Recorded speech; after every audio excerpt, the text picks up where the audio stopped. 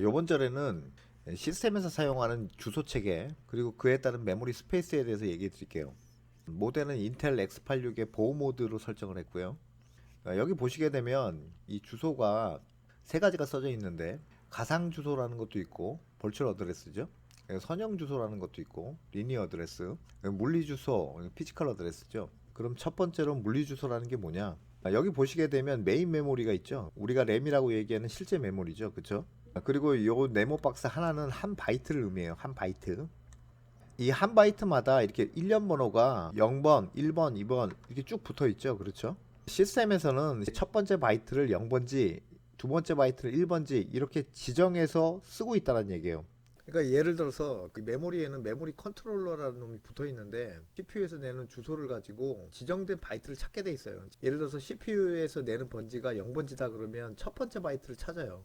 뭐 1번지다 그러면 두 번째 바이트를 찾고 이렇게 설계가 되어 있기 때문에 첫 번째 바이트를 0번지, 두 번째 바이트를 1번지 이런 식으로 지정해서 쓰는 것과 같은 똑같은 동작을 하기 때문에 이 번호를 갖다가 물리적 주소라고 부를 수가 있는 거죠. 실제 물리적 메모리에 이런 번호가 매겨져 있는 게 아니에요. 그래서 요 일련 번호를 뭐라 그러냐?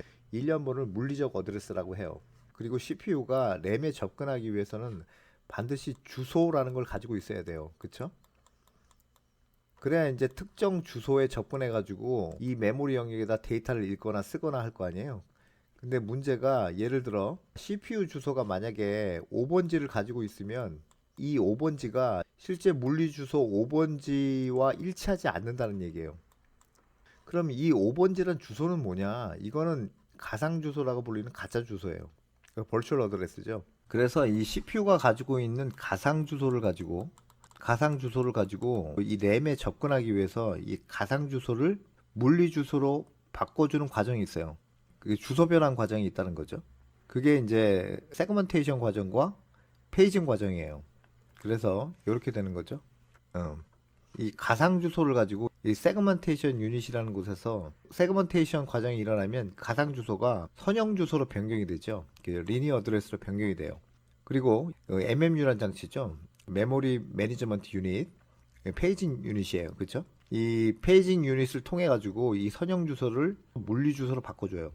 이 최종적으로 나온 물리 주소를 가지고 램의 특정 메모리에다 데이터를 읽거나 쓰거나 할 수 있다는 거죠. 그렇죠? 전절에서 가상 메모리를 설명할 때 이 과정이 생략됐었어요. 그래서 이제 직접 가상 주소를 가지고 이 페이징 처리해서 물리 주소로 바꾸는 과정에 대해서 설명을 했죠. 엄밀하게 얘기해서는 선형 주소를 가지고 페이징 처리가 되는 게 맞아요. 그런데 왜 그렇게 설명을 했냐면 우리가 응용 프로그램이 사용하는 영역이 네 가지 영역이 있다 그랬죠. 코드 영역, 데이터 영역, 스택 영역, 힙 영역. 그렇죠. 힙 영역은 데이터 영역에 속하기 때문에 여기에서는 명시를 하지 않았어요. 그리고 이 영역이란 말은 정식 명칭은 세그먼트예요. 세그먼트. 그래서 코드 세그먼트, 데이터 세그먼트, 스택 세그먼트 이렇게 불러요. 그렇고 여기 지금 가상 주소가 이렇게 쭉 명시가 되어 있는데 이 코드 영역이나 데이터 영역이나 스택 영역에 대한 이 가상 주소를 CPU가 소유하고 있으면 세그먼테이션 과정에 거쳐서 선형 주소로 변경해도 이 주소가 똑같아요. 똑같아요. 그렇기 때문에 이제 그렇게 설명을 드렸던 거고 여기에 보면 리니어 메모리 스페이스 이런 말이 나와요. 선형 메모리 공간이라는 얘기가 나와요. 우리가 물리적 주소로 표현될 수 있는 게 물리적 메모리잖아요. 그리고 가상 주소로 표현되는 게 가상 주소 공간 또는 가상 메모리 공간 이렇게 표현을 했잖아요. 그럼 선형 주소로 표현할 수 있는 게 선형 주소 공간 또는 선형 메모리 공간 이렇게 표현할 수 있는 거죠. 그렇죠? 당연히 이 가상 메모리 공간이나 이 선형 메모리 공간은 실체가 없는 가상적 메모리 공간이 되는 거고요. 세그먼테이션 과정에서 좀 더 설명을 드리겠지만 우리가 이제 코드 세그먼트, 데이터 세그먼트, 스택 세그먼트는 세그먼테이션 과정이 일어나면 선형 주소와 같지만 그 외에 세그먼트들도 있거든요. 그런 세그먼트들은 세그먼테이션 과정이 일어나면 선형 주소랑 가상 주소랑 틀립니다. 그럼 다시 돌아와서 그러면 이 가상 주소 체계를 누가 이용을 할까요? 일단 가상 주소 체계는 첫 번째는 CPU가 이용을 해요. 그쵸? CPU. 두 번째는 링커라는 놈이 이용을 해요. 링커가 사용을 한다. 세 번째는 프로그래머가 사용을 해요. 프로그래머가 사용을 한다. 프로그래머가 사용을 하는데 언제 하느냐? 코딩할 때 사용을 하는 거죠. 코딩할 때. 그러니까 우리는 철저하게 CPU 입장이 돼서 프로그램을 하셔야 돼요. 두 번째는 선형 주소 체계는 그러면 누가 이용을 할까? 선형 주소 체계는 디버거가 이용을 해요. 디버거는 우리가 프로그램 할 때 맨날 디버깅을 하잖아요. 밥 먹듯이 디버깅을 해요. 디버거도 결국은 프로그래머가 쓰는 거예요. 프로그래머가. 근데 언제 사용을 하느냐? 내가 코딩한 거를 갖다 확인할 때 쓰는 거죠. 실행해서 확인할 때. 맞죠? 물리주소는 우리가 관여할 바가 없어요. 우리는 가상주소하고 선형주소만 관여를 하면 된다는 얘기예요. 그리고 사실 커널 프로그램을 제작을 할 때는 이 가상주소를 일일이 지정해서 쓸 일이 있는데 응용 프로그램을 할 때는 그럴 일이 거의 없어요. 그냥 이런 시스템에서 돌아가는 전후 사실을 아시면 되겠습니다. 그 다음에 이제 절대 주소하고 상대 주소 이런 말도 많이 쓰는데요. 여기에 관련된 주소는 CPU가 램에 있는 주소로 접근하게 한 주소 체계라고 한다면 이쪽은 주소를 어떻게 지정을 할 것이냐, 지정 방법에 대한 문제라는 얘기죠. 그러면은 가상 메모리 스페이스 상에서 절대 주소라고 얘기할 수 있는 게 뭐가 있을까요? 우리가 전절에서 가상 메모리 스페이스를 유저 영역하고 커널 영역 이렇게 나눴잖아요. 근데 그 커널 영역으로 나누는 기준 번지가 된 게 2기가 번지였잖아요. 16진수로는 0x8 해가지고 07개. 이거는 딱 지정해서 쓰는 거잖아요. 그쵸? 그러니까 주소를 지정하는 방법이 숫자로 딱 지정해서 쓴단 말이야. 그쵸? 그러니까 이런 건 절대 주소가 되는 거예요. 그러면 이 주소는 가상 주소면서도 절대 주소가 되는 거죠. 맞죠? 이 가상 주소가 선형 주소가 되고 물리 주소로 변환되는 거는 변함이 없겠죠. 이런 것도 절대 주소인데요. 우리가 물리 주소를 설명을 할 때 첫 번째 바이트를 0번지 이렇게 지정을 하고 있잖아요. 두 번째 바이트 1번지 이런 식으로 이렇게 숫자로 딱딱 지정을 하고 있어요. 이런 것도 이제 절대 주소가 돼요. 결국 물리 주소가 절대 주소가 되는 거죠. 그다음에 이런 것도 있어요. 우리가 이제 부트로더라는 거는 물리 주소에 0x7c00번지에 딱 올라오게 돼 있어요. 무조건. 이렇게 약속이 된 거죠. 그렇죠. 롬바이어스가 부트로더라고 인식되는 512바이트 프로그램을 물리주소 7000번지에 올려준단 말이에요. 그러니까 이런 것도 지정해서 쓰는 거잖아요. 그러니까 이런 것도 이제 절대 주소에 해당된다는 얘기예요. 그 다음에 이 상대 주소 지정 방식인데 이 상대 주소 지정 방식은 시스템에서 전반적으로 사용하는 지정 방식이에요. 거의 다 이걸로 쓰고 있어요. 그러면 이 상대 주소를 쓰는 대표적인 케이스가 뭐가 될까요? 상대 주소를 쓰는 대표적인 경우는 변수에 해당돼요. 변수는 뭐 지역 변수, 전역 변수, 매개 변수 이렇게 나눠져 있잖아요. 모두가 상대 주소 지정 방식이에요. 상대 주소는 기준 주소와 옵셋이라는 크기로 결정이 돼요. 두 가지 요소. 그러니까 예를 들어서 기준 주소가 0x100번지예요. 100번지. 옵셋은 0x50의 크기를 가져요. 그럼 주소가 어떻게 결정나죠? 이 기준 주소 플러스 옵셋 크기를 더하는 거예요. 그쵸? 그러니까 0x150번지겠죠. 그런데 변수 같은 거는 이 크기가 이미 빌드 타임에 다 결정나 있기 때문에 이 크기는 변하지 않아요. 그러니까 예를 들어서 이 기준 주소가 0x200번지로 바뀌었다 그러면 어떻게 됩니까? 크기는 변하지 않는다 그랬으니까 0x50의 크기는 똑같겠죠? 기준 주소 플러스 옵셋 크기니까 250번지가 되겠죠? 변수 같은 경우는 이 옵셋 크기는 변함이 없고요. 이 기준 주소만 변해요. 이 기준 주소. 그러니까 가상 메모리 상에 매핑된 이 기준 주소에 따라서 모든 가상 주소가 결정되기 때문에 이 기준 주소라는 게 상당히 중요한데요. 그러면 프로그램 상에서 기준 주소라는 게 뭐냐? 예를 들어 가상 메모리 스페이스 상에 헤더 영역이 있고 이 코드 영역이고 이게 데이터 영역이라고 한다면 이게 이제 실행 파일이죠. 실행 파일. 이게 실행 파일이에요. 요 밑에는 이제 스택이죠. 스택. 그럼 기준 주소라는 게 뭐냐? 실행 파일이 가상 메모리상에서 매핑된 첫 번째 주소를 기준 주소라 불러요. 기준 주소. 그리고 스택은 기준 주소가 이 밑바닥인데요. 스택은 위로 쌓는 구조이기 때문에 기준 주소가 이 밑이에요. 만약에 이 기준 주소가 0x100번지예요. 그러면은 이 어드레스 체계가 어떻게 됩니까? 어드레스 체계가 0x 100번지부터 시작해서 101번지, 102번지, 103번지 이런 식으로 될 거 아니야. 그쵸? 이렇게 구성이 된단 말이야. 맞죠? 그리고 예를 들어서 스택 같은 경우는 밑바닥이니까 여기가 만약에 0x 500번지라 그러면 500-1, 500-2, 500-3 이런 식으로 감소되는 그런 어드레스 체계를 가질 거 아니에요. 맞죠? 그런데 이 기준 주소가 변경이 됐다 그러면 어떻게 될까요? 가상 메모리 스페이스상에 매핑된 기준 주소가 0x200번지예요. 그러면 어드레스 체계가 어떻게 됩니까? 201번지, 202번지, 203번지 이런 식으로 증가할 거 아니야. 맞죠? 스택도 400번지라고 했다면 400-1, 400-2, 400-3 이런 식으로 어드레스가 감소할 거 아니에요. 맞죠? 전역 변수 같은 경우는 실행 파일의 데이터 영역에 있단 말이야. 그렇죠? 그러면 이런 전역 변수가 위치한 곳이 50바이트만큼 이렇게 떨어져 있는 위치에 전역 변수가 있다라고 가정을 하게 되면 전역 변수가 있는 위치는 어떻게 되죠? 기준 주소 플러스 옵셋이니까 0x150번지가 되겠죠. 그러면 기준 주소가 200번지로 변경이 돼도 옵셋 크기는 변함이 없다고 했으니까 가상 주소가 어떻게 돼요? 0x250번지가 될 거 아니야. 스택도 마찬가지죠. 스택은 지역 변수가 옵셋이 마이너스 값을 가져요. 기준 주소부터 마이너스 10만큼 떨어져 있다. 그러니까 490번지가 되는 거죠. 마찬가지로 지역 변수 위치가 옵셋은 변함이 없으니까 마이너스 10만큼 떨어져 있을 거 아니에요. 390번지가 되겠죠. 그쵸? 그러면 기준 주소를 누가 언제 만들어 주느냐, 누가 언제. 실행 파일 같은 경우는 링커가 첫 번째로 결정을 하고요. 링커가 만들어 주니까 당연히 그 링크 타임 때죠. 그 다음에 로더라는 놈이 기준 주소를 변경을 해줘요. 변경. 링커가 만든 기준 주소를 변경을 해주는 거죠. 왜 그러냐면 보안 때문에 그러는데, 어쨌든 로더가 기준 주소를 변경을 해준다. 이거는 실행 파일 로딩할 때 일어나는 일이죠.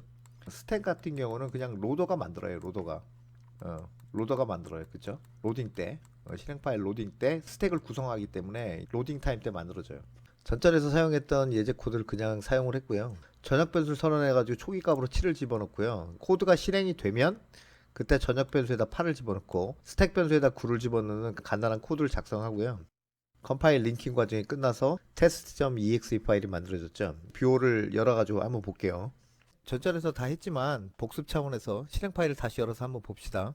이쪽 부분이 헤더고 section.txt가 이게 코드 영역이죠. 그 다음에 요 밑에가 데이터 영역 그렇게 돼 있죠. 그렇죠? 헤더, 코드 영역, 데이터 영역 이렇게 돼 있고요. 그 다음에 여기 맨 앞에를 클릭을 하시면 그 실행 파일의 헤더 부분에 맨 처음에 뭐가 나와 있느냐, mz라는 문자열이 나오고 그 다음에 p라는 문자열도 나오죠. 그렇죠?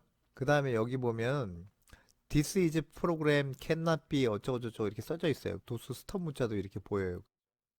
이게 이제 헤더의 첫 번째 부분이다. 요거를 염두에 두시고요. 그 다음에 링커가 만들어 놓은 기준 주소는 이미지 엔티 헤더에 이미지 옵셔널 헤더를 보면 나와 있죠.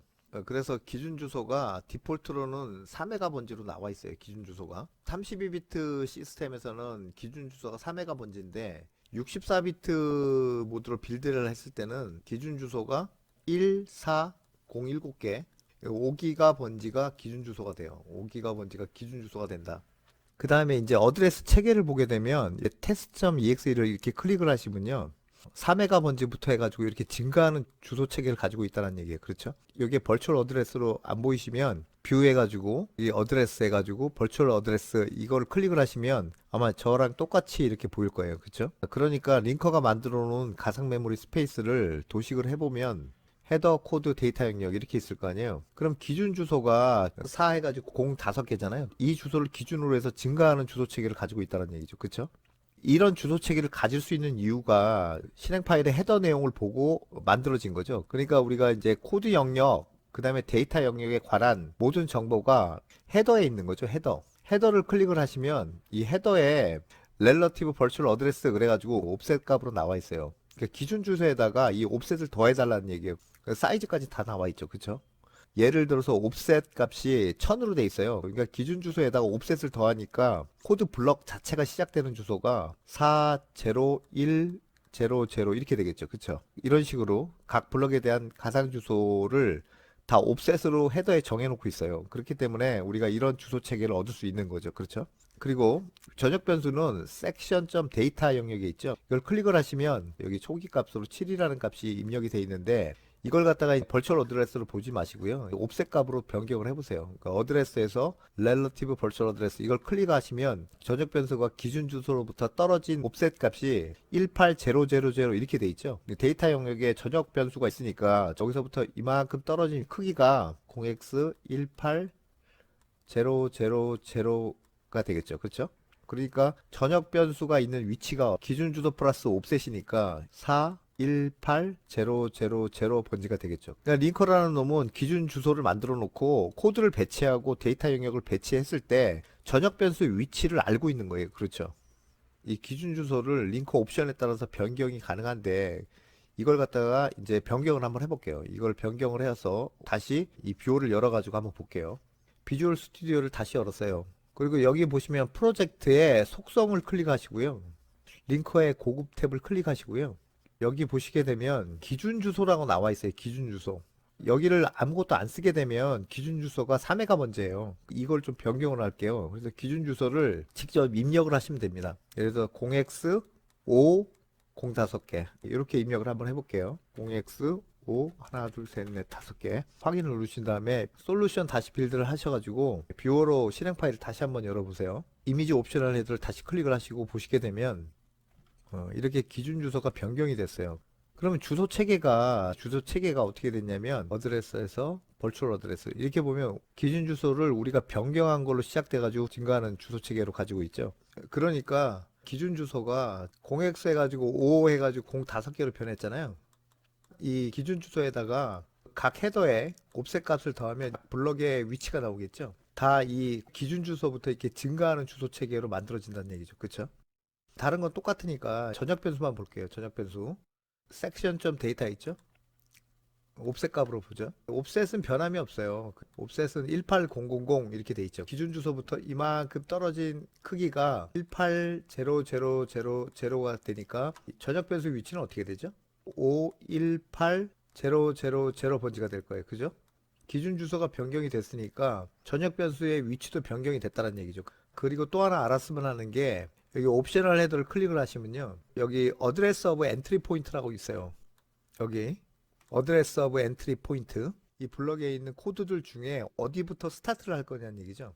이것도 옵셋으로 돼 있어요. 11320. 그러니까 기준 주소에다가 11320을 더해주면 코드의 스타트점이 나온다는 거죠. 예를 들어서 기준 주소에다가 11320을 더해주면 되니까 511320이 되겠죠. 그쵸?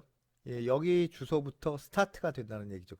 프로그램이 실행이 될 때는 이 코드의 스타트 주소를 IP 레지스터에 전달이 돼야 돼요. 그 인스트럭션 포인터 레지스터예요. 그죠? 32비트 같은 경우는 2를 쓰니까 EIP 레지스터에 전달이 돼야 돼요. 그러면 CPU가 EIP 레지스터에 있는 가상 주소를 가지고 선형 주소로 만들고 물리 주소로 만들어 가지고 그 코드를 실행하게 된다. 지금까지 왼쪽과 같은 이 디폴트 기준 주소와 링크 옵션을 변경된 기준 주소 체계를 봤어요. 왼쪽과 같은 디폴트 기준 주소에 따라서는 이 코드 영역의 스타트점이 어디라 그랬죠? 코드 영역의 스타트점 11320을 더하면 되죠. 그러니까 0x411320이 될 것이고 오른쪽과 같은 기준 주소가 오메가일 때는 511320이 되겠죠. 옵셋을 더하면 되니까. 그리고 데이터 영역의 전역 변수가 위치한 것도 옵셋의 크기가 18000이었죠. 18000. 그러니까 전역 변수의 실제 어드레스는 418000번지겠죠. 그쵸?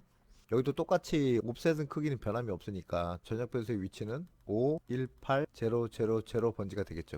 사실상 이 우측과 같은 메모리 체계는 로더가 하는 일이죠. 로더가 하는 일이에요. 로더도 똑같아요. 로더도 기준 주소를 정해놓고 헤더를 분석해가지고 헤더에 옵셋 값이 다 나와 있죠. 각 블럭에. 그 옵셋 값을 다 더해가지고 가상 주소 체계를 만들어 놓는 거예요. 그렇죠. 자, 그런데 사실 우리가 하나 더 알아야 되는데 기준 주소에 따라서 코드 영역의 코드가 어떻게 되어 있는지 알아야 돼요. 그리고 이렇게 기준 주소가 변경이 됐을 때 코드에 어떤 변화가 있는지 알아야 되는데 그거에 대해서 좀 얘기를 해볼게요. 별로 어렵지 않습니다. 자, 그러면 코드에는 기준 주소에 따라서 어떤 변화가 있을 것이냐. 여기 보시게 되면 전역 변수의 초기 값으로 7을 대입했었죠. 그리고 코드는 전역 변수에다 8을 집어넣으라는 코드가 있어요. 그렇죠? 이 코드를 컴파일러하고 링커가 어떻게 번역을 했는지 기계어를 명시를 했어요. 일단은 이 컴파일러라는 놈은 주소랑은 전혀 관계가 없어요. 주소를 결정하지 못한다는 거죠. 그렇죠? 여기가 이제 주소를 결정하는 부분이에요. 주소를 결정하는 부분인데 이 주소가 다 제로로 돼 있어요. 그렇죠? 나는 주소는 잘 모르겠으니까 그 가상 주소가 결정해 놔면 그 위치에다 4바이트 영역에 8을 쓰세요라는 기계어 코드만 딱 만들어 놓는다는 얘기예요. 그러면 링커가 컴파일러가 만들어 놓은 기계어 코드에다가 이 주소 부분에 가상 주소를 써놔요. 읽을 때는 뒤에서부터 한 바이트씩 끌어 읽으면 돼요. 00418000 이렇게 읽으시면 되겠어요. 요 번지를 얘기하고 있어요. 자, 일단은 이게 링커가 만들어낸 주소기 때문에 이거는 가상 주소에 해당돼요. 그런데 링커가 이 주소를 갖다가 숫자로 딱 결정을 하고 있어요. 숫자로 못을 받고 있기 때문에 이거는 절대 주소에 해당돼요. 그런데 이 주소를 어디서 많이 봤죠? 우리가 기준 주소가 디폴트 3회가 먼저일 때 0x4 해가지고 0 5개죠. 여기다가 전역 변수가 있는 옵셋 값이 18000였잖아요. 그죠? 그럼 이걸 더해가지고 나온 번지가 418000 번지였잖아요. 그쵸? 그러니까 이 주소를 쓰고 있다는 얘기예요. 이 주소를. 418000 맞죠? 그러니까 이거는 주소 지정 방식이 상대 주소 지정 방식을 택하고 있다는 거죠. 그쵸? 그런데 만약에 기준 주소가 변경이 됐어요. 여기가 이제 5로 바뀌었다 그러면 어떻게 돼요? 5. 518000 번질 거 아니에요? 그쵸? 그러니까 이 코드도 수정이 돼야 된다는 얘기죠. 이 코드를 그냥 가져다 썼다가는 418000 번지에 전역 변수가 없겠죠. 518000 번지에 있잖아요. 그러니까 여기가 5로 바뀌어야 되죠. 그쵸? 코드가 수정이 돼야 된다는 거예요. 맞죠? 자, 그러면 링커가 코드 영역에 이렇게 절대 주소를 쓸 수 있는 이유가 뭐죠? 링커가 데이터 영역과 코드 영역을 만들어 놓고 데이터 영역의 옵셋 값과 기준 주소를 알고 있다는 얘기예요. 그죠? 그러니까 코드에다가 절대 주소로 이렇게 418000 이렇게 쓸 수가 있는 거죠. 그러면 스택의 지역 변수는 어떨까요? 여기 int b 해가지고 9라는 코드가 있는데 일단 컴파일러는 주소랑 관계가 없다 그랬으니까 컴파일러는 스킵하고 링커도 주소를 결정할 수가 없어요. 왜 그러냐면 링커가 만드는 메모리 영역이 코드 영역하고 데이터 영역이잖아요. 스택은 언제 만들어진다 그랬습니까? 스택은 로드 타임 때 만들어진다 그랬죠. 그러니까 링커는 알 수가 없는 거야. 그러니까 주소를 입힐 수가 없어요. 그렇죠? 그러면 어떻게 컴파일러하고 링커가 코드를 만들어낼까요? 그건 이제 좀 나중에 설명을 하고 어쨌든 스택은 주소에 관여를 할 수 없다. 그러면 기준 주소가 변경될 때 코드도 변경된다는 내용을 한번 도식해서 한번 보자. 아, 그리고 참고로 이 어셈블리 코드 있잖아요. 이 어셈블리 코드를 보는 거는 별로 어렵지 않아요. 일단 이 꺾은 가로 표시는 이 주소에 해당하는 메모리를 참조하라는 얘기예요. 메모리를 참조하라는 얘기인데 그 크기가 이 주소로부터 시작해가지고 4바이트 더블워드 4바이트 크기다 이런 얘기예요. 그 영역에다가 8을 갖다가 무브 집어넣어라 이런 뜻이에요. 어셈블리 코드는 직관적으로 되어 있기 때문에 해석하는데 어렵지 않습니다. 자, 기준 주소에 따라서 전역 변수 같은 경우에 코드 영역에 있는 코드가 달라진다라고 했는데 그림을 보시면 좀 더 명확하게 이해가 가실 거예요. 지금 기준 주소가 지금 3메가 번지로 디폴트예요. 옵셋이 18000이니까 전역 변수가 있는 위치가 418000이잖아요. 이 코드에서는 당연히 전역 변수가 있는 위치를 절대 주소로 이렇게 명시할 수밖에 없는 거죠. 그렇죠. 418000 번지에 이 전역 변수가 있다라는 얘기죠. 자, 반면에 기준 주소가 이제 바뀌었어요. 오메가 번지로 이렇게 바뀌었어요.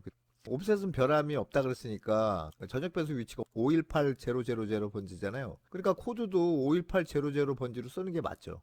그냥 이 코드를 갖다가 고도해가지고 그냥 썼다가는 42800 번지가 오메가로 증가하는 주소책에 없죠, 당연히. 당연히 이 코드를 갖다 쓸 수 없는 거예요. 그렇죠? 이렇게 기준 주소를 바꿔주는 걸 로더가 하는 일이라 그랬죠. 그러니까 로더가 이렇게 기준 주소를 바꿔주고요. 기준 주소를 바꿔주고 이 코드 영역에 절대 주소로 써져 있는 링커가 만들어 놓은 절대 주소로 써져 있는 주소들을 다 기준 주소에 맞게끔 이렇게 코드를 수정해 주는 거. 코드를 수정해주는 작업을 하는데 이 작업이 뭐냐 이걸 기준재 배치라 그래요. 이걸 기준재 배치라고 한다. 그러니까 실제적으로는 우리는 디버거를 통해서 기준재 배치가 이루어진 그런 메모리 체계를 보게 되는 거죠. 그렇죠. 이런 메모리 체계를 보게 된다. 그리고 이런 기준재 배치가 일어난 메모리 영역을 디버거로 볼 때는 리니어 메모리 스페이스겠죠. 그렇죠?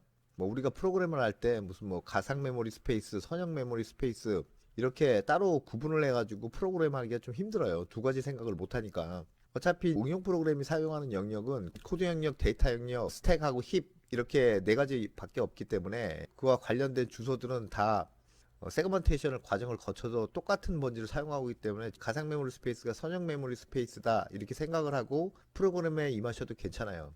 그 차이점만 이해하시면 되는데 그것은 세그먼테이션 과정에서 설명을 하고 넘어갑니다. 그리고 이제 기준 번지에 대해서 한 가지 더 예를 한번 들어볼게요. 전절에서 가상 메모리 스페이스를 유저 영역하고 커널 영역 이렇게 두 군데로 나눠서 설명을 했잖아요. 유저 영역과 커널 영역을 분리하는 주소가 윈도우즈 같은 경우는 32비트 시스템에서는 2기가 번지였죠. 그쵸? 그럼 2기가 번지가 16진수로는 0x8 해가지고 07개거든요.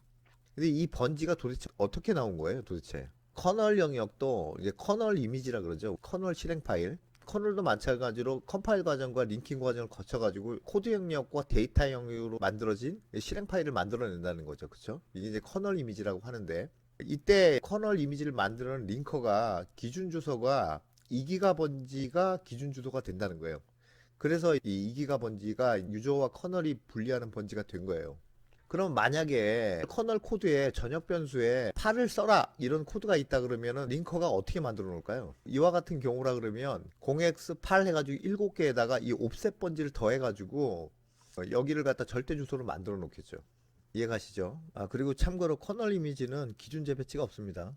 이제 다음에 해볼 것이 우리가 디버거를 통해서 링크 옵션을 걸어가지고 기준 재배치를 하지 말아라 이렇게 한번 링크 옵션을 줄 거고요. 그리고 또 기준 재배치를 해라 이렇게 링크 옵션을 줘가지고 메모리 스페이스를 한번 볼게요. 다시 비주얼 스튜디오를 열고요. 먼저 해볼 거는 링커가 만든 디폴트 기준 주소 3메가 번지죠. 로더가 기준 재배치 하지 말고 그냥 그 번지 태역을 그대로 사용하라 라고 링크 옵션을 걸고 디버거로 한번 볼게요. 여기 프로젝트의 속성을 누르셔가지고 링커의 고급을 클릭하시고요. 여기 보면 기준 재배치를 하겠냐 안 하겠냐라고 물어보는 그런 메뉴가 있고요. 밑에도 고정 기준 주소 이렇게 해가지고 두 가지 메뉴가 있어요. 위에 것 같은 경우는 링커가 만든 기준 주소를 사용할 수 없다. 그렇게 되면 다른 기준 주소로 만들어 주고요. 밑에 거는 링커가 만들어 놓은 기준 주소를 무조건 써라 이렇게 되는 메뉴인데, 만약에 그렇게도 안 되면 에러를 일으키게 되겠죠. 그래서 이건 좀 강제성이 있는 메뉴고요. 위에 메뉴 하나만 사용을 할게요. 이 아니오를 선택을 하시면 돼요. 다이나믹 베이스 노 이걸 선택을 하시고 적용 확인을 누르시고 빌드를 다시 시키면 이미지 옵셔널 헤더에 DLL 캐릭터리스틱이라는 게 있죠. 여기 이미지 어쩌고 저쩌고 다이나믹 베이스 있잖아요. 요게 이제 삭제가 돼요. 요 란이 없어진다는 얘기죠. 그쵸? 요게 없으면 이제 로더가 기준 재배치를 안 하겠죠. 전역 변수 A는 8에다가 F9번으로 브레이크 포인트를 거시고요. F5로 디버그 모드로 들어가세요. 디버그 모드로 들어왔어요. 일단 디스어셈블리를 볼게요. 마우스 오른쪽 클릭하셔가지고 디스어셈블리로 이동 이렇게 하면은 우리가 코드에다 브레이크 포인트를 걸었으니까 이게 코드 영역이에요. 여기 보시게 되면 4메가 번지 대역을 갖다 쓰고 있어요. 그렇죠? 증가하는 주소 체계로 쓰고 있다는 얘기예요. 이런 형태로 안 나오면 마우스 오른쪽 클릭하셔가지고요. 여기 주소 표시, 소스 코드 표시 이걸 다 체크하세요. 그러면 저랑 똑같이 보일 거예요. 그 다음에 메모리를 볼게요. 메모리. 디버그에서 창 해가지고요. 쭉 내리시면 메모리라고 있어요. 메모리 아무거나 끄집어내시면 됩니다. 자, 기준 주소가 4 해가지고 05개. 그래서 여기를 갖다가 입력을 해요. 이렇게 4 하나 둘 셋 넷 5개. 그래서 엔터를 때리게 되면 여기 한번 보시죠. 주소를 봤더니 3메가부터 이런 증가하는 주소 체계를 가지고 있죠. 메모리도. 그쵸? 여기 자세히 보시면 MZ란 문자 기억나시죠? MZ란 문자가 있고요. 그 다음에 P라는 문자도 있어요. 그 다음에 This is program cannot be 어쩌고저쩌고 해가지고 도스 스톱 문자도 보여요. 그렇죠? 여기가 헤더의 맨 처음 부분이죠. 맞죠? 그리고 이렇게 이제 프로그램이 실행된 상태에서 실행 파일의 첫 번째 주소, 이 기준 주소를 프로그램 인스턴스 핸들이라 불러요. 핸들이란 말이 윈도우즈 프로그램 할 때는 상당히 많이 나오는 말이죠. 그 핸들은 정수값이거나 이렇게 주소값이거나 이게 두 가지 값을 가질 수 있습니다. 그러니까 주소를 갖다가 우리가 용도에 따라서 기준 주소다 또는 프로그램 인스턴스 핸들 뭐 이런 식으로 굉장히 다양하게 부르고 있죠. 그렇죠? 자, 그 다음에 전역 변수 위치가 이 기준 번지에다가 18000 번지를 더하면 되겠죠. 그 번지로 한번 가볼게요. 여기다 입력을 다시 해도 되는데 메모리를 하나 더 씁시다. 메모리에서 3번 418000 이렇게 때리게 되면 초기 값으로 7을 집어넣었던 게 보이죠. 그죠? 네, 우리가 P뷰어로 열어본 거랑 똑같죠. 그리고 디버그에서 조사식을 하나 끄집어내시고요. 여기다가 주소 연산자를 사용해 가지고 여기 A의 주소 이게 저는 미리 입력을 해놨네요. 418000 번지 여기도 똑같이 4180 번지 맞죠? 자, 그 다음에 이제 코드를 확인할 차례이에요. 코드를 보시면 우리가 아까 봤던 그 코드랑 똑같아요. 여기 이쪽은 기계어 부분이고 여기는 어셈블리 부분이죠. 절대 주소 418000를 쓰고 있어요. 그러니까 기준 재배치를 안 했다는 얘기죠. Shift F5로 다시 빠져나오시고요. 다시 링커의 고급 탭 기준 주소를 0x 5 하나 둘 셋 넷 5개 이렇게 집어넣고요. 기준 주소를 오메가대로 사용해서 링킹을 하고 실행할 때는 기준 재배치를 하지 말라는 얘기죠. 그쵸? 네, 적용해서 확인. 그 다음에 F5로 다시 디버그 모드로 돌아오게 되면 디스어셈블리로 이동을 하게 되면 이제는 오메가 대역을 사용하고 있어요. 맞죠? 5116F0에서 이렇게 증가하는 오메가 대역을 사용하고 있다는 얘기예요. 0x 5 하나 둘 셋 넷 다섯 개 이렇게 입력을 해서 엔터를 치게 되면 지금 보시면 오메가부터 이렇게 쭉 증가되는 주소 체계를 갖고 있죠. 그리고 MZ, P, 도수 스톱 문자 똑같죠. 그리고 아까 4메가대역으로 이동을 하게 되면 아까는 헤더가 보이는데 지금 헤더가 안 보이죠. 자, 조사식도 주소가 전역 변수의 위치가 518000로 변했어요. 그렇죠? 그러니까 전역 변수 위치도 518000 번지로 가야 전역 변수 위치가 있겠죠. 여기가 518000 번지죠. 4바이트의 7이 초기 값으로 들어와 있어요. 그렇죠? 그렇죠? 518000 번지. 그리고 이제 코드도 보면은 418000 번지가 아니라 518000 번지를 쓰고 있죠. 여태까지 했던 얘기랑 똑같죠. 그리고 이걸 실행하면 여기 초기값 7이 8로 변하겠죠. F10번으로 진행을 하시면 7에서 8로 바뀌었죠. 이렇게 보시면 된다는 얘기예요. 다시 Shift F5로 디버그 모드에서 빠져나오시고요. 우리가 전역 변수의 절대 주소를 알고 있으니까 51800잖아요. 그쵸? 이걸 갖다가 인트형 포인터로 타입캐스트 시키고 여기다가 이제 역참조 연산절을 걸어가지고 9라는 값을 집어넣어 볼게요. 홈 파일을 다시 시키고 디버그 모드를 다시 들어오면 그리고 F10번으로 이게 진행을 하면 8이 들어갔죠. 일단은 절대 주소를 알고 있는 번지를 갖다가 변수화 시켜가지고 9를 집어넣는 코드를 갖다 실행을 하면 9가 아무 문제 없이 들어가요. 그렇죠? 이렇게 9가 이렇게 입력이 된 걸 볼 수 있어요. 우리가 이렇게 절대 주소를 써가지고 프로그램 코드를 절대 작성하면 안 되죠. 이렇게 해도 안 되는 이유가 기준 재배치 때문에 이런 식으로 코딩할 수가 없어요. 이제 다시 이걸 지우시고 이제 마지막으로 해볼 게 기준 재배치를 하라 이렇게 해놓고 다시 디버거 모드로 볼게요. 기준 주소를 그냥 오메가 대역으로 유지를 하시고 이미 기준 주소 이렇게 얘로 다시 클릭을 하시고요. 적용 확인을 누르신 다음에 F5로 디버그 모드로 들어오시게 되면 디스어셈블리로 다시 볼게요. 디스어셈블리로 이동을 누르시고 이렇게 보면은 오메가 대역이 아닌 기준 재배치가 된 주소로 이렇게 증가하는 주소 체계를 가지고 있다는 얘기예요. 그쵸? 코드 부분도 절대 주소가 바뀌었죠. 그쵸? B18000로 바뀌었어요. 자, 그러면 이때 기준 주소는 어딜까요? 우리가 전역 변수의 옵셋 값을 알고 있죠. 18000라는 값을 알고 있어요. 그러니까 이 주소에다가 옵셋 값을 빼면 되겠죠. 18000를 빼면 돼요. 메모리를 열어서 B 하나 둘 셋 넷 다섯 개죠. 여기를 때리게 되면 기준 재배치가 일어난 기준 주소를 B해가지고 공 다섯 개를 쓰고 있죠. 여기서부터 이제 증가되는 주소 체계를 가지고 있고 MZ 문자열도 보이고 P 문자도 보이고 도수 스톱 문자도 보여요. 그러니까 여기가 헤더가 맞는 거죠. 그쵸? 잠시 디버그 모드를 빠져나왔는데 다시 한번 들어가 볼게요. 자, 디버그 모드로 다시 돌아왔는데 디스어셈블리로 다시 보면 주소 체계가 또 바뀌었죠. 616F0번지부터 이렇게 증가하는 주소 체계로 또 바뀌었죠. 그쵸? 다시 기준 재배치가 됐다는 거예요. 근데 여기서 지금 알아볼 게 스타트 주소가 어떻게 됐느냐. 스타트 주소에 대해서 좀 알아볼게요. 스타트 주소를 보시려면 디버그에서 창 해가지고 쭉 내리시면 호출 스택이라고 있어요. 호출 스택. 이걸 끄집어내시면 호출 스택이라는 거는 지금 메인 함수에 브레이크 포인트가 걸렸잖아요. 메인 함수가 어떤 함수 경로를 통해서 메인 함수까지 호출이 됐느냐를 갖다 볼 수 있는 그런 창이에요. 여기 보시면 main crt startup이라는 함수가 제일 먼저 호출되는 함수예요. 이 함수로부터 common main 함수가 호출되고 또 다음 함수가 호출되고 이 함수에서 메인 함수까지 호출이 된다는 얘기예요. 그렇죠? main crt startup이라는 함수가 제일 먼저 호출되는 함수예요. 그렇죠? 그래서 이 함수를 보려 그러면 이거를 갖다 이제 더블 클릭하면 됩니다. 더블 클릭을 하시면 이렇게 메인 crt 스타트업 함수로 갈 수 있어요.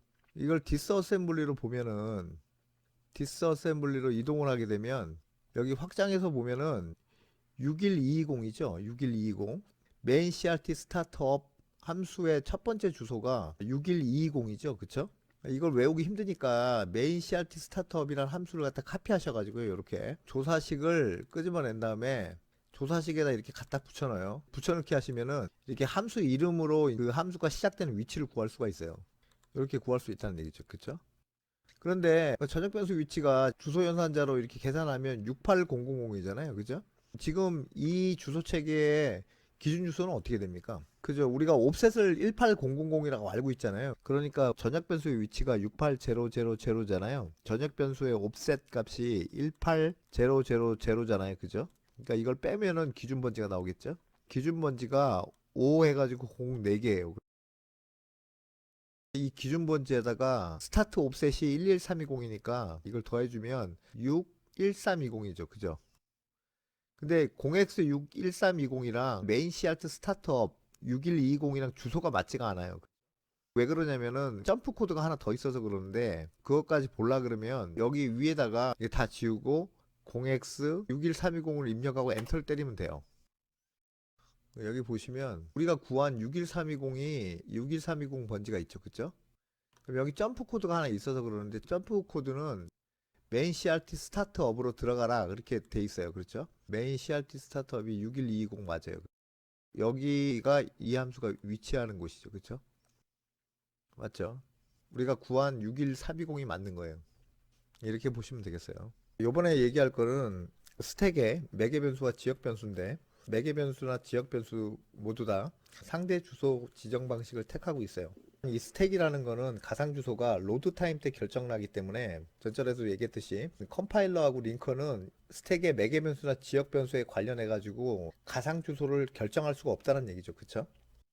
일단 로드 타임 때 스택 영역을 잡아놓고 스택 영역에 관련된 가상 주소를 결정을 한 다음에 이 가상 주소를 페이지 디렉토리하고 페이지 테이블에다가 저장을 하고 나서 실행이 되면 스택의 기준 주소를 베이스 포인트 레지스터에 저장을 하게 돼 있어요. 그렇게 약속이 된 거죠. 그쵸?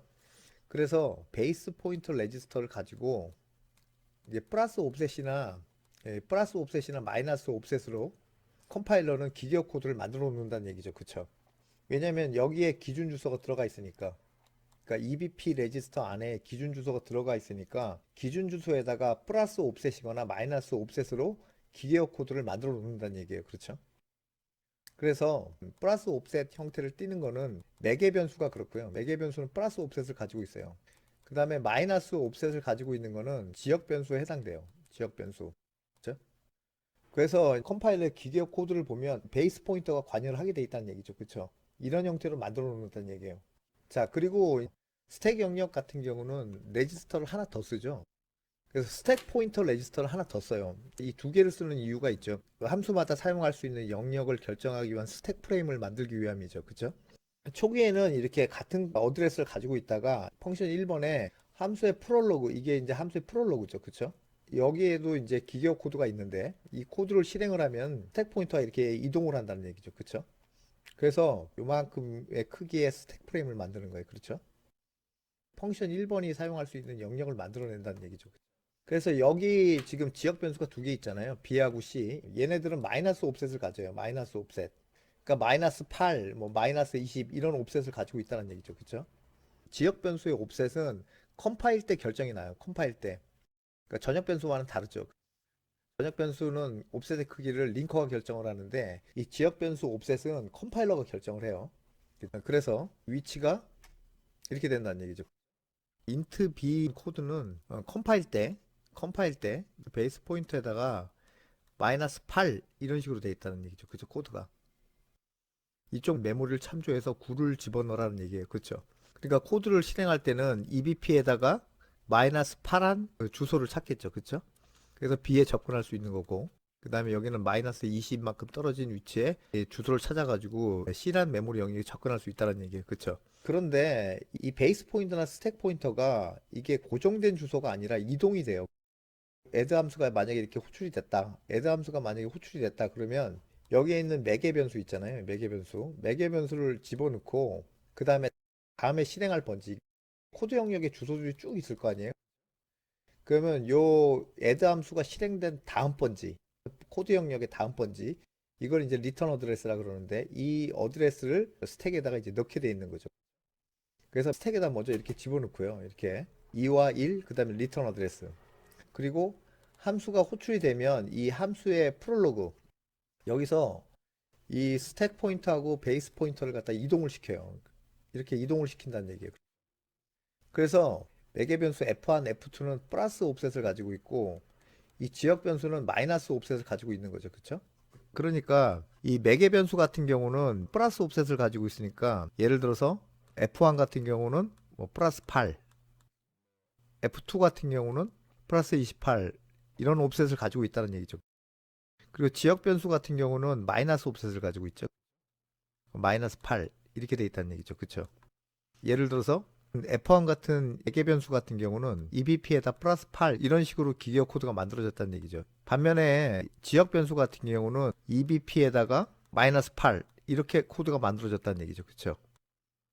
그 다음에 이제 return C라는 코드가 있는데 C 변수에 들어가 있는 값이 3이죠. 그래서 리턴 값을 그 3이란 값을 갖다가 EAX 레지스터에 저장하게 돼 있어요. 어큐뮬레이터 레지스터죠. 그쵸? 리턴 값은 여기다 저장을 한다.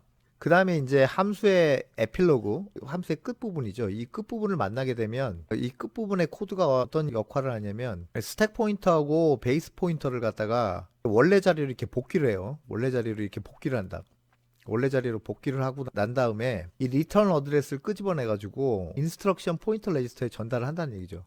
그래야 애드 함수를 실행한 후에 코드 영역의 위치를 찾아 가지고 그 코드를 계속 실행할 거 아니에요. 그러니까 예를 들어서 이쪽 부분이 코드 영역이잖아요. 그럼 코드 영역에 관련된 레지스터가 인스트럭션 포인터 레지스터죠. 그죠? 그러니까 만약에 이 코드가 있는 번지가 1번지, 2번지, 3번지 이렇게 쭉 있고요. 그 다음에 add 함수가 있는 코드 영역의 번지가 100번지, 101번지 뭐 이런 식으로 쭉 있다고 가정을 하게 된다면 만약에 이쪽 코드를 실행을 하기 위해서는 이 EIP 레지스터에 2번지라고 들어가 있어야 된다는 얘기죠. 그래야 이 코드를 실행할 수 있는 거죠. 그쵸? 그런데 이 IP 레지스터에 주소값을 변경하려 그러면은 우리가 인위적으로 조작을 할 수가 없어요. 어떤 명령어를 통해서만 가능하다는 얘기예요. 그게 이제 대표적으로 콜이라는 명령이랑 ret라는 명령어랑 점프, 그렇죠? 우리가 아까 봤죠. 점프 명령어. 지금까지 배운 거로 따지자면 이렇게 대표적으로 세 가지가 있어요. 콜은 함수 호출하는 쪽에서 콜 명령어가 있고요. add 함수 호출 부분에 콜이라는 명령어가 들어가 있고요. 그 다음에 이 함수의 에필로그 쪽, 함수의 에필로그 쪽에 ret라는 명령어가 들어가 있어요. ret. 이 콜이라는 명령어는 다음에 실행할 번지가 3번지잖아요. 그죠? 그러니까 리턴 어드레스를 스택에다가 3번지 이렇게 집어넣는 거예요. 3번지. 이렇게 집어넣고 그 다음에 이제 add 함수를 호출해야 되니까 add 함수가 지금 100번지에 있잖아요. 100번지를 IP 레지스터에 집어넣는 거예요. 두 가지 역할을 한다는 얘기죠. 그쵸? IP 레지스터에 100번지가 들어가 있으면 이쪽부터 이제 실행이 되겠죠. 이쪽부터. 이렇게 쭉쭉쭉 실행을 하고 나서 ret라는 명령어를 만나면 스택에 저장했던 리턴 어드레스를 끄집어내 가지고 3번지를 IP 레지스터에다가 집어넣게 되는 거죠. 그쵸? 그러면 IP 레지스터가 3번지부터 실행이 되겠죠. 이렇게 된다는 얘기죠. 그쵸? 그래서 우리가 스택의 동작 과정을 배웠는데 코드를 실행하려면 반드시 스택이 필요하다는 얘기예요. 함수의 호출 부분에서 이루어지는 매개 변수를 푸시하는 동작이라든지 콜 명령어라든지 그 다음에 함수의 에필로그에서 실행되는 뭐 팝 동작이라든지 RET 동작 이 모든 동작들이 스택을 사용하기 때문에 스택이라는 영역이 반드시 필요한 거예요. 코드가 실행되려면 반드시 스택이 필요하다. 스택에 대한 예를 하나 더 들어볼게요. 예를 들어서 커널에 k 펑션이라는 함수가 있어요. k 펑션이라는 함수가 있는데 커널에 있는 함수들은 A란 프로그램, B란 프로그램, C란 프로그램도 모두 호출을 할 수 있는 공통 코드죠. 그렇죠? 예를 들어서 뭐 printf 같은 함수가 대표적인 케이스인데 어쨌든 간에 이 공통 코드를 호출해야 돼요. 이 함수를 실행하기 위해서는 뭐가 필요할까요? 스택이 필요해요. 그렇죠? 스택이란 공간이 필요하다는 얘기예요. 스택. 그런데 이 A란 프로그램도 K 펑션이라는 함수를 호출하고 B란 프로그램도 K 펑션이라는 함수를 호출하고 C란 프로그램도 K 펑션이라는 함수를 호출한다고 가정을 했을 때 동시에 호출한다고 생각을 해보세요. 물론 직접적으로 호출은 안 되지만 예를 들어서 뭐 인터럽트 방식으로 호출했다고 가정을 한다면 어쨌든 K 펑션 함수가 실행이 돼야 되잖아요. 자, 그런데 이 스택을 갖다가 한 개를 사용하면 될까요? 안 될까요? 그러니까 예를 들어서 어떤 커널에서 미리 만들어 놓은 스택을 갖다가 하나를 사용하면 될까요? 안 될까요? 이건 안 됩니다. 컴퓨터 시스템이라는 게 시그널 시스템이잖아요. 그렇죠? 예를 들어서 A라는 함수가 프롤로그를 좀 실행을 하다가 멈추고 그 다음에 B란 프로그램이 다시 프롤로그를 실행하고 또 실한 함수가 또 실행을 하고 이렇게 시간을 분할해서 쓴단 말이에요. 그러면 k 펑션이라는 함수를 호출할 때 반드시 스택이 필요한데 모든 스택 동작이 아까와 같이 설명한 그런 동작을 할 거 아니에요. 그러면 하나의 스택을 가지고는 코드가 꼬이겠죠. 그러니까 하나의 스택 갖고는 쓸 수가 없는 거예요. 그러니까 이걸 어떻게 해야 되냐면 각자가 만들어야 된다는 얘기죠. A란 프로그램이 K 펑션을 호출해서 이 K 펑션을 돌리기 위한 스택이 별도 필요하고요. A란 프로그램이 쓰는 스택이 따로 있고 B란 프로그램이 쓰는 스택이 따로 있고 C란 프로그램이 쓰는 스택이 따로따로 존재해야 된다는 얘기죠. 그러니까 이런 걸 갖다가 이제 뭐라 그러냐면 커널 스택이라고 그래요. 커널 스택. 프로그램을 로딩하게 되면 프로세서하고 주 스레드를 만드는데 그때마다 커널 스택을 만드는데 A란 프로그램이 실행되면 A란 커널 스택을 만들고 B란 프로그램이 실행이 되면 B란 커널 스택을 만들고 마찬가지로 C란 프로그램 실행돼도 C란 커널 스택을 만든다는 얘기죠. 코드는 공통이지만 스택은 따로 필요하다는 얘기예요. 이해 가시죠? 자, 그리고 이제 마지막 동작으로 여기에 이제 add 함수의 에필로그가 끝나가지고 이제 원래 번지로 복귀해가지고 리턴 값이 EAX 레지스터에 들어가 있다 그랬죠. 리턴 값이. 그걸 끄집어내가지고 펑션 1번에 스택 변수 C에다가 이게 3 값이 저장이 돼요. 그리고 이 스택 영역하고 코드 영역은 이제 전담 레지스터가 있는 거죠. 코드 영역에는 인스트럭션 포인터 레지스터, 스택에는 스택 포인터 레지스터하고 베이스 포인터 레지스터. 그래서 관련된 레지스터들이 끝자가 다 P자가 붙어 있어요. P자가. 끝자가 다 P자가 붙어 있죠. 포인터란 얘기예요. 포인터.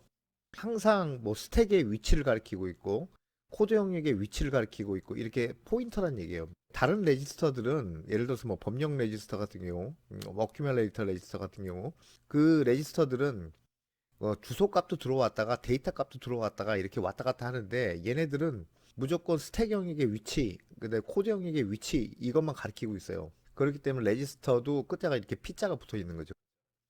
외우기도 쉽습니다. 지금까지 32비트 모드로 빌드를 했을 때 스택에 매개 변수와 지역 변수가 상대 주소 지정 방식을 쓰는 것을 봤고 그에 따른 동작 과정에 대해서 살펴봤어요. 다음으로 해볼 게 컴파일러가 매개 변수와 지역 변수에 관해서 옵셋을 어떻게 정했는지 한번 살펴보고 디버거를 통해서 다시 동작 과정에 대해서 살펴볼게요. 코드를 이렇게 작성을 하시고요. 여기 보시면 메인 함수의 지역 변수 2개, 그 다음에 add 함수의 매개 변수 2개, 지역 변수 하나 이렇게 작성을 하세요. 이렇게 작성을 하시고 프로젝트에서 속성을 누르시고요. C++에 출력 파일이라는 걸 클릭을 한번 해보세요. 여기 어셈블러 출력이라는 게 있어요. 여기 어셈블러 출력이 있는데 목록 없음으로 되어 있을 거예요. 이거를 맨 밑에 어셈블리 기계어 코드 소스로 된 마지막 탭을 선택을 하시고요. 이렇게 선택을 하시고요. 이제 이거는 이제 컴파일러가 생성한 결과물을 어셈블리 코드로 볼 수 있는 그런 메뉴예요. 적용 확인 누르시고요. 솔루션 다시 빌드. 솔루션 다시 빌드를 하고 여기 보시면은 맨 위에 집 모양이 있죠. 집 모양 바로 옆에 클릭을 하셔가지고 폴더 뷰를 누르세요. 폴더 뷰. 폴더 뷰를 누르면 디버그 폴더 안에 확장자가 COD라는 파일이 만들어져 있을 거예요. 이걸 클릭을 하시면 컴파일러가 만들어 놓은 코드를 기계어로 볼 수가 있어요. 쭉 내려보시면 5번째 줄에 보면 우리가 전에도 봤듯이 전역 변수 같은 경우는 이 주소가 다 제로로 돼 있죠. 그죠? 주소를 결정하지 못한다. 전역 변수는. 그 다음에 이 지역 변수를 보게 되면 일단 코드가 베이스 포인터 레지스터를 써요. 그죠? 베이스 포인터 레지스터로 돼 있다는 얘기예요. 옵셋 값은 위로 좀 올려보시면 B 변수의 옵셋 값은 -8, C 변수의 옵셋 값은 -20 이렇게 나와 있죠. 이렇게. 그죠? 그러면 B가 이제 -8이었죠. -8 EBP 이렇게 돼 있을 거예요. 그죠? 대입을 해보면 실제적으로 코드를 쓸 때는 가로를 이렇게 하나 더 쳐야 돼요. 이렇게 쓴 코드나 우리가 봤던 EBP에다가 -8 이거나 또는 EBP에다가 이렇게 -8 이 세 가지 문법이 다 동일해요. 이 세 가지 문법이 다 동일하다. 가장 보기 편한 건 이거죠. 그렇죠? 이 베이스 포인터 레지스터에는 기준 주소가 들어가 있으니까 기준 주소에다가 옵셋 값 -8 이렇게 작성된 코드가 보인다는 얘기죠. 그렇죠? 이게 그 코드다. 그리고 이제 좀 밑으로 내려보시면 여기 보면은 베이스 포인터를 다 기준으로 돼 있죠. 그쵸? F1, F2하고 C의 옵셋 값이 위로 좀 올려보시면 이렇게 매개 변수는 플러스 옵셋을 가지고 있고요. F1은 플러스 8, F2는 플러스 12 이렇게 돼 있죠. 근데 C 변수는 마이너스 8 이렇게 돼 있죠. 그쵸? 그래서 옵셋 값하고 코드를 다 확인했어요. 다시 소스 코드로 돌아와서 우리 지역 변수 int b의 옵셋 값이 마이너스 8이었죠. 마이너스 8이었어요. 그렇기 때문에 기준 주소가 들어가 있는 베이스 포인트에다가 b 변수의 옵셋 값 마이너스 8한 값과 이 세 가지 문법이 다 동일하다 그랬어요. 그래서 저는 이 세 가지 코드를 추가를 했어요. 어셈블리 코드로. 그리고 프로젝트에서 속성을 누르셔가지고 링커의 고급 탭을 클릭하셔가지고 기준 재배치를 하지 말아라. 이렇게 클릭을 하시고요. 아니오로 바꿔주시고요. 디버그 할 때마다 주소 체계가 자꾸만 바뀌기 때문에 기준 재배치를 하지 말아라. 이렇게 옵션을 줬어요. 적용 확인을 누른 다음에 int b 지역 변수에다가 F9번으로 브레이크 포인터를 걸고 F5로 디버그 모드로 들어오세요. 그래서 여기서 이제 디버그에서 창 해가지고 레지스터도 끄집어내시고요. 디버그에서 창 해가지고 메모리도 끄집어내세요. 메모리 이렇게 세 개 창 조사식하고 메모리하고 레지스터 창. 일단 이걸 갖다가 이제 디스어셈블리로 보게 되면 코드를 보시게 되면 int b라는 코드는 이렇게 돼 있죠. 이렇게. 그래서 세 개가 이게 다 동일하죠. 그쵸? 동일한 코드라는 얘기예요.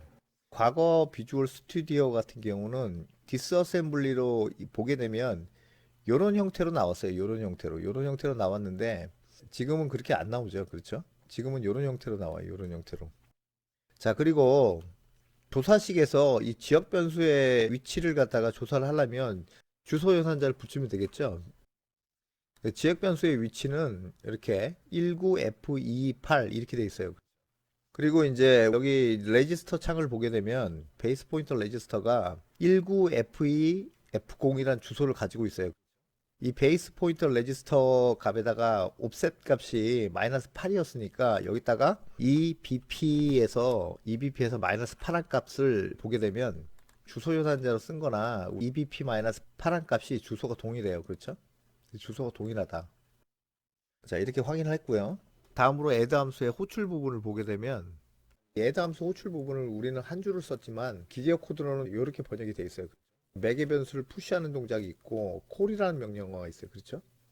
그 다음에 이제 콜 다음에 주소가 이게 리턴 어드레스죠. 4117AD 리턴 어드레스. 예를 들어서 푸시 과정은 만약에 베이스 포인터하고 스택 포인터가 이렇게 메모리에 어떤 위치를 가리키고 있다 그러면 이 스택 포인터를 하나 감소시켜 가지고 매개 변수를 집어넣게 되는 거죠. 스택 포인터가 이쪽을 가리키게 되는 거예요. 그렇죠? 하나 감소하니까 여기다가 2를 집어넣고 그 다음에 스택 포인터를 하나 더 감소시켜 가지고 1을 집어넣게 되겠죠. 리턴 어드레스는 콜 명령어가 실행이 된 후에 스택 포인터를 하나 감소시켜 가지고 콜 다음에 리턴 어드레스가 4117AD죠. 4117AD가 여기에 이렇게 들어가게 되는 거죠. 그쵸? 그래서 이 동작 과정을 보려면 우리가 스택 포인터를 봐야 돼요. 스택 포인터. 여기 스택 포인터가 있죠. 스택 포인터에 있는 어드레스를 이렇게 드래그 하셔가지고 메모리에다 탁 갖다 놓게 되면 그 번지로 이동을 해요. 19F20C 번지로 이동을 합니다. 스택 포인터가 감소되는 위치에 있으니까 위로 좀 감소를 시키고요. 화살표를 이용해서 좀 감소를 시키고 F10번으로 진행하면 이게 화살표가 쭉 내려올 거예요. 푸시란 곳에 화살표가 멈추면 그때 푸시 동작을 실행을 하세요. 푸시 2를 집어넣게 되면 여기 2가 이렇게 들어갔죠. 1을 집어넣게 되면 이렇게 1이 들어갔어요. 그 다음에 리턴 어드레스가 콜 다음에 4117AD인데 콜 명령어가 실행이 돼야 되기 때문에 F11번을 눌러야 돼요. 여기서 F11번을 누르게 되면 이렇게 메모리에 이렇게 차곡차곡 들어간 게 보입니다. 이 메모리를 보시면 이쪽이 이제 그 푸시 2를 집어넣은 거죠. 그 다음에 여기가 푸시 1을 집어넣은 거예요. 그 다음에 여기가 리턴 어드레스가 되겠어요. 그렇죠? 매개 변수 21 리턴 어드레스. 리턴 어드레스를 읽으실 때는 뒤에서부터 한 바이트씩 끊어서 읽으시면 되겠어요. 004117AD 4117AD 맞죠? 리턴 어드레스가 들어갔어요. 그렇죠? 리턴 어드레스까지 확인했고요. 코드 영역을 가리키는 IP 레지스터가 4111 D6 여기 번지를 가리키고 있어요. 그렇죠? 그 다음에 점프 명령어를 실행하면 IP의 주소값이 2번지가 들어가 있겠죠. 411700. 애드 함수가 위치한 첫 번째 위치예요. 그죠? 이제 F10번으로 진행을 하시면 이제 애드 함수로 들어갈 거예요. 애드 함수로 들어왔어요. 여기 이제 애드 함수의 프롤로그, 애드 함수의 프롤로그가 기계어 코드로는 이만큼이 번역이 돼 있어요. 여기서는 하는 일이 스택 포인터하고 베이스 포인터 위치를 더 감소되는 어드레스 쪽으로 위치를 옮길 거예요. 그렇죠? 예를 들어서 여기가 베이스 포인터고 여기가 스택 포인터라고 한다면 스택 포인터를 하나씩 감소시켜 가지고 이 매개 변수를 집어넣잖아요. 그러면 스택 포인터가 여기에 있는 게 아니라 여기 위치에 있게 돼요. 그죠? 자, 이렇게 된 다음에 스택 포인터에 있는 주소를 베이스 포인터에 넣어줘요. 그러면은 베이스 포인터하고 스택 포인터 위치가 같을 거 아니에요. 그쵸? 똑같은 위치를 가리킬 거 아니에요. 이러고 있다가 스택 포인터 위치를 마이너스 여기는 마이너스 0cc 이렇게 했는데 16주소로 cc만큼 빼줘요. 그러니까 스택 포인터가 마이너스 쪽으로 이렇게 이동을 하는 거죠. 그래서 스택 포인터가 ESP가 여기를 가리키게 된다는 얘기죠. 그죠? 그래서 여기가 베이스 포인터고 여기가 이제 스택 포인터가 되겠죠. 그쵸? 베이스 포인터하고 스택 포인터를 이동시켜주는 코드는 딱 두 줄이죠. 이렇게 두 줄 코드 두 줄에 있고요. 그 다음에 이제 스택 프레임에 있는 메모리 값을 갖다가 쓰레기 값으로 초기화하는 부분도 여기 프롤로그에서 진행이 돼요. 여기가 이제 메모리가 다 CCCC라는 값으로 이제 초기화되는 거죠. 이렇게 이제 베이스 포인터하고 스택 포인터가 이동이 되면 이때서부터 매개 변수 F2하고 F1의 위치는 베이스 포인터로부터 플러스 되는 위치에 있겠죠. 플러스 되는 위치에. 애드 함수의 지역 변수 int c는 이거는 베이스 포인터부터 마이너스 되는 위치에 있어요. 그래서 이 베이스 포인터하고 스택 포인터가 바뀌어요. 그래서 F10번으로 진행을 해보시면 이렇게 바뀌었어요. 베이스 포인터하고 스택 포인터가 위쪽으로 낮은 어드레스 쪽으로 이동이 됐다는 얘기예요. 이 베이스 포인터를 이렇게 드래그 해가지고 메모리에다 이렇게 탁 떨구면 베이스 포인터로 이동이 될 거예요. 그래서 메모리를 보시면 아까 매개 변수를 집어넣었던 부분이 다 보이죠. 2하고 1 값을 집어넣고 리턴 어드레스까지 집어넣는 게 보이죠. 그쵸? 그리고 쭉 진행을 시키면 F1의 옵셋 값이 플러스 8이었으니까 여기다가 주소 연산자로 F1의 주소를 구하시고요. 그 다음에 EBP에다가 플러스 8을 더하면 이렇게 똑같은 주소로 이렇게 보여요. 이 주소가 같아요. 그래서 플러스 8하면 F1 위치가 되겠다는 얘기죠. 그쵸? 자, 그 다음에 리턴 값은 AX 레지스터에 저장한다 그랬죠. AX 레지스터에 저장하는 코드가 있어요. 그래서 이걸 진행을 하시면 EAX 레지스터에 3값이 들어가 있을 거예요. 리턴 값이 들어가 있다는 얘기죠. 그 다음에 함수의 에필로그. 기계어 코드로는 이렇게 번역이 되어 있죠. 함수의 에필로그 쪽에서는 스택 포인터하고 베이스 포인터를 원래 위치로 복귀를 하는 거죠. 그 코드가 이렇게 있죠.